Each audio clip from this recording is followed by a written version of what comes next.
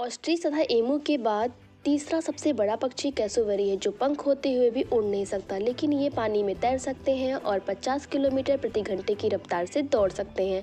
2007 में the Guinness book of world record में इस दुनिया का सबसे खतरनाक पक्षी माना गया है। ये शर्मीले स्वभाव के होने के साथ साथ गुस्सैल भी होते हैं। इनके पंजे बहुत नुकीले और मजबूत होते हैं। अपने चाकू जैसे पंजे से किसी की भी ये हत्या कर सकते हैं। अगर आप कैसोवरी पक्षी के बहुत करीब जाने की कोशिश करते हैं तो ये बिना डरे आप पर हमला कर सकता है, यहाँ तक कि आपकी जान भी ले सकता है।